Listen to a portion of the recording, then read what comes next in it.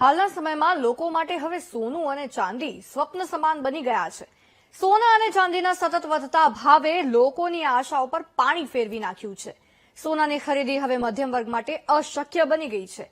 તેવા માહોલમાં હાલ બજારમાં 9 કેરેટના આભૂષણોની માંગ વધી છે. કેમ?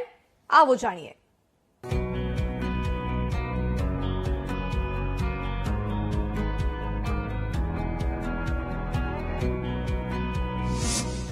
સોના ચાંદીના આસમાને ભાવ, ખિસ્સાનું ભારણ વધતા બદલાઈ લોકોની પસંદ.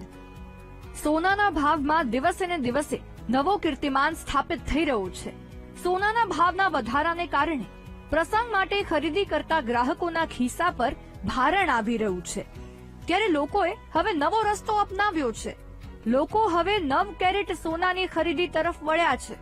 એમાં પણ સરકારે હવે 9 કેરેટ સોના પર હોલમાર્ક આપવાની છૂટ આપી હોવાથી લોકો સોનું લેવા આ રીત અપનાવી રહ્યા છે. 9 કેરેટ જ્વેલરી અને જે 22 કેરેટ ને 24 કેરેટની જે જ્વેલરી છે, હું તમને એનું બંને વચ્ચેનો ડિફરન્સ સમજાવું કે જે તમે 22 કેરેટ જ્વેલરીનો જે ભાવ છે અત્યારે 1.5 લાખની ઉપર છે, અને સેમ વસ્તુ 9 કેરેટનું તમે જ્વેલરી ખરીદવા જાઓ છો તો એ વસ્તુનો ભાવ તમને 65 થી 68 હજારની વચ્ચે પડશે. લોકોને ફાયદો ઘણી બધી રીતે થશે કે લોકો જેમ 9 કેરેટ જ્વેલરી છે ને એક ઇન્વેસ્ટ કરવા માટે નથી, એ લોકોને ડેલી વેરમાં યુઝ કરવા માટે છે.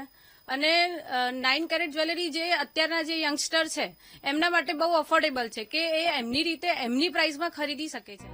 પ્રસંગોમાં ફરજિયાત સોનાની ખરીદી કરવી પડે તેવા સંજોગોમાં આ 9 કેરેટ સોનું ખૂબ ફાયદાકારક બની રહ્યું છે.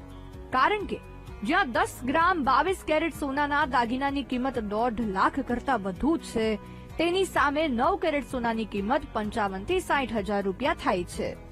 કેરેટ જ્વેલરી ખરીદવામાં એક પ્લસ પોઈન્ટ છે, એક લાઇટ વેટ આવે, વજન ઓછું થાય, ઘરેટના બજેટમાં આવે અને 50% ભાવ સોનાનું બિલકુલ ઓછું થાય. અને લાઇટ વેટમાં જ્વેલરીની ડિઝાઇન બી મોટી મળી રહે ગ્રાહકને.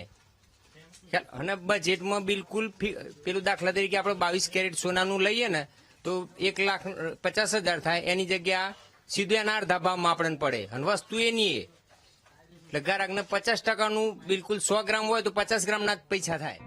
મહત્વનું છે કે સતત વધતા સોનાના ભાવને કારણે લોકો હવે 9 કેરેટના સોના તરફ વળી રહ્યા છે અને લોકોને આ સોનાથી ફાયદો પણ થાય છે.